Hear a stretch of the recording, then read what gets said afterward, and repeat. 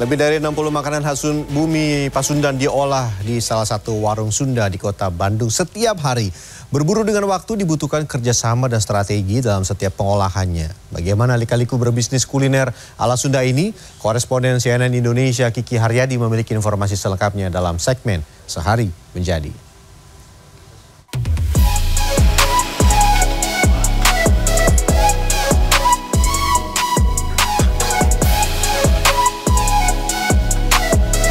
Ya Allah, perih banget ini.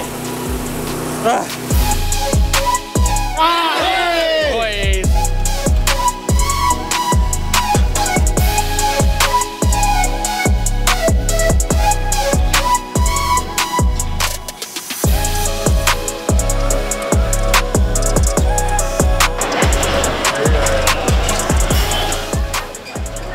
Bagi Anda yang ingin mencari peluang usaha, berbisnis kuliner bisa jadi pilihan.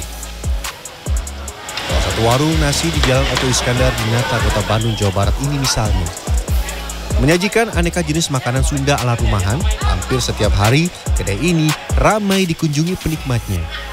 Saya pun jadi penasaran, kira-kira bagaimana ya bisa seramai ini? Nah, warung nasi khas Sunda ini memang bukanya pagi-pagi sekali. Jadi karyawan di sini sudah bersiap sejak pagi-pagi untuk kemudian bisa memasak makanan-makanan yang enak yang khas Sunda. Saya juga akan menjadi bagian dari mereka untuk melihat bagaimana proses panjang dari setiap makanan khas Sunda. Selengkapnya dalam segmen Sehari Menjadi Pengusaha Warung Nasi Khas Sunda. Perjuangan menjadi seorang pengusaha kuliner dimulai dari dapur ini. Meski warung mulai buka pukul 9 pagi, persiapan memasak sudah dilakukan sejak tengah malam. Persiapan ini meliputi mulai proses menyiapkan bumbu hingga memasak. Wah, perjuangan banget ya. Pagi-pagi sekali saya sudah berada di dapur. Saya akan mengolah beberapa masakan yang biasa dijajakan. Salah satu yang paling diburu penikmatnya adalah ayam goreng kremes. Bahannya ayam kampung yang dikirim langsung dari Cianjur, Jawa Barat, kota kelahiran pemilik warung. Nah, dalam sehari, warung ini membutuhkan 100 ekor ayam yang dipotong menjadi beberapa bagian. Ayam yang sudah dipotong berikutnya dicuci bersih di wadah khusus dengan air mengalir. Meski terlihat mudah, proses ini menjadi penting. Kebersihan menjadi salah satu prosedur yang harus dijaga dalam bisnis kuliner. Lumayan nih membersihkan ayam satu persatu seperti ini. Bulu-bulu dari ayamnya ini harus benar-benar hilang agar kemudian oke dan juga bisa dinikmati oleh para konsumen dari restoran ini. Lanjut dulu. Ayam yang sudah bersih kemudian diungkep dalam panci besar yang berisi bumbu rempah rahasia racikan si pemilik warung. Setelah dimasukkan, langsung kita aduk. Berat ya, butuh tenaga loh untuk mengaduk ayam sebanyak ini.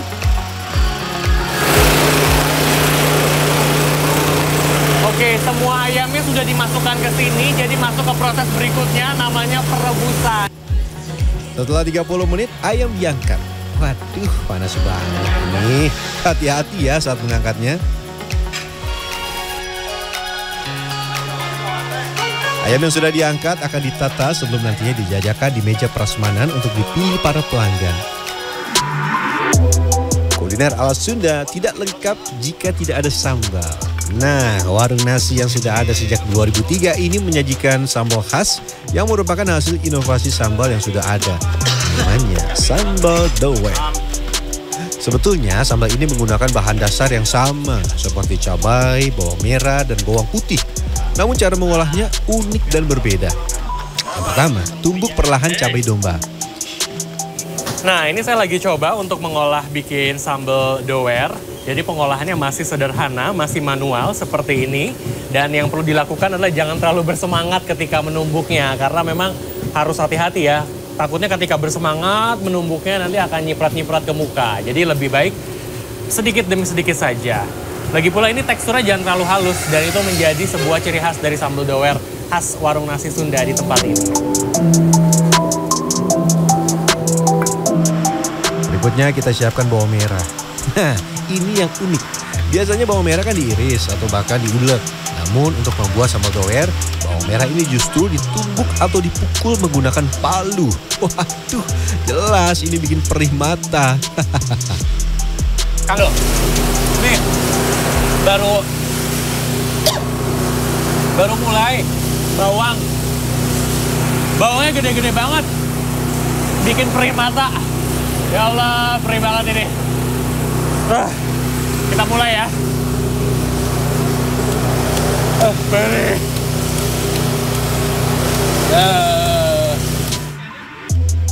Penggunaan teknik penumbukan pada bawang bertujuan tekstur bawang merah tidak sepenuhnya hancur, sehingga dalam sambal akan benar-benar terasa rasa bawangnya.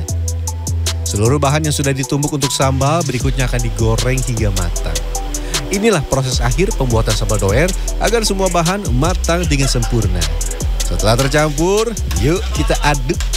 Tuh, ini sambal doernya udah bikin ngiler banget. Ini ngaduknya juga usaha banget karena dari cabenya sendiri aja udah 30 kilo dari cabenya sendiri. Nah, ini belum juga ditambah sama bawang, kemudian juga ada campuran-campuran lainnya. Jadi ngaduknya ini harus benar-benar bertenaga. Tapi yang jelas meskipun belum mateng, wanginya udah kerasa banget. Jadi saya penasaran gimana rasanya, apakah benar-benar bikin bibir doer? Kita lihat nanti. Yuk Kang, cukup segini ya. Aduh. Kok ngaduknya makin berat ya. Kita tinggalkan saja, kita kasih ke ahlinya. Nih Kang. Oh gitu ngaduknya. Oh saya kan tadi diangkat ya, berarti dia digini. Warung nasi khas Sunda ini memiliki lebih dari 60 masakan yang diolah setiap hari. Bukan hanya ayam goreng, kremes, dan sambal, tapi juga ada olahan lain seperti perkedel kentang, perkedel jagung, aneka olahan ikan, dan aneka sate jeroan. Diakui para juru masak diperlukan kerjasama tim yang solid setiap hari untuk bisa memasak lebih dari 60 menu masakan. Berpacu dengan waktu setiap hari, lebih dari 30 karyawan bertugas memasak di dapur yang sibuk ini.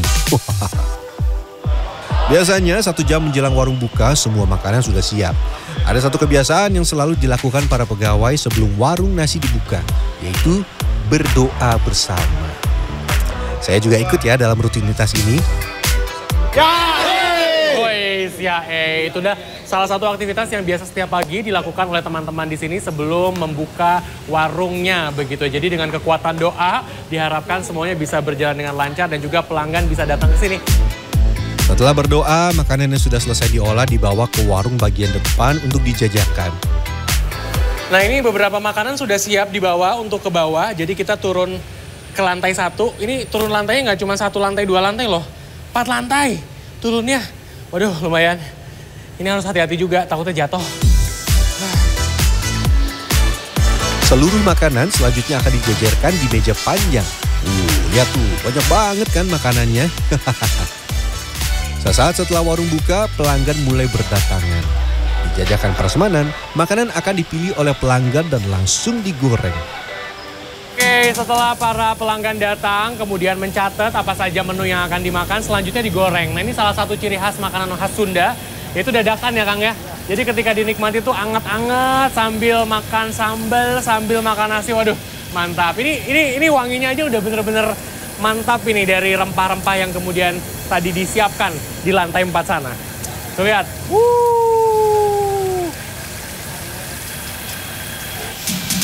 Ayam goreng kremes jadi makanan favorit di tempat ini. Kremesan dibuat dadakan agar tetap crispy. Cara membuat kremes ini mudah.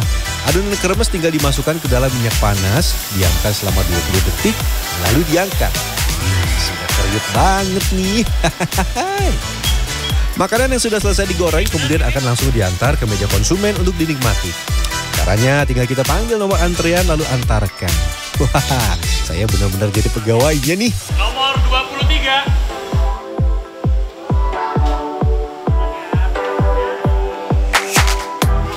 Buka mulai 9 pagi hingga 9 malam, kedai nasi ini tidak pernah sepi. Rasa rumahan yang otentik dengan harga relatif ramah di kantong, jadi daya tarik warung nasi khas Sunda. Saya pertama kali baru sekarang ini nyobain sate Marangi ya. Sama masakan yang ala Sunda di sini. Oh, betul-betul sedap Bapak. Enak ya? Ya. Pemilik warung sudah mulai merintis usaha kulinernya sejak berusia 16 tahun. Sebelum sebesar ini, ia juga sempat memulai berjualan di lapak kaki lima. Menurutnya, kesuksesannya ini datang dari mimpi dan keinginan besar untuk berhasil. Kalau saya bilang, kalau ingat prosesnya dulu ya, istilahnya kayak berdarah-darah kita tuh. Jadi perjuangannya jatuh bangun, jatuh bangun, jatuh bangun. Jadi kalau yang saya rasakan, saya ketika jatuh gagal, saya tidak jatuh beneran, jadi bangun lagi, jatuh bangun lagi gitu. Pembelajaran yang bisa kita ambil dari pengusaha kuliner ini adalah tidak ada hasil yang instan. Semuanya butuh proses yang begitu panjang untuk bisa benar-benar sukses. Nah, kali ini saya mau coba menikmati olahan yang sudah saya buat sendiri. Saya pilih beberapa makanan yang sudah saya masak sedari tadi. Menikmati masakan sendiri memang gak ada lawan. Apalagi sudah beraktivitas seharian. Nah, ini dia. Ada daun kemangi. Sama apa nih namanya? Apa ya? Selada, ya itu dia. Kita coba ya pakai selada. Pakai daun kemangi.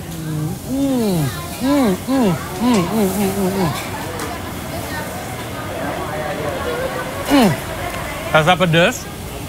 Kemudian kriuk-kriuk dari kremesnya itu benar-benar kerasa. Cocok banget buat makan siang. Saya lanjut dulu, sambelnya mantap. Menikmati makanan khas Sunda tidak lengkap tanpa sayur asem. Sayur hangat membuat cita rasa sayur asem yang terdiri atas terong, kacang, dan daun melinjo semakin segar. Menikmati sayur asem ini menjadi akhir perjalanan saya sehari menjadi pengusaha warung nasi khas Sunda. Waduh, kita belajar banget dari mulai teknik memasak sampai tips-tips bagaimana caranya untuk menjadi seorang pebisnis di bidang kuliner yang satu ini. Mudah-mudahan ini bisa menjadi inspirasi dan juga informasi baru untuk Anda. Kiki Haryadi, Helmi Suryanegara, Bandung, Jawa Barat.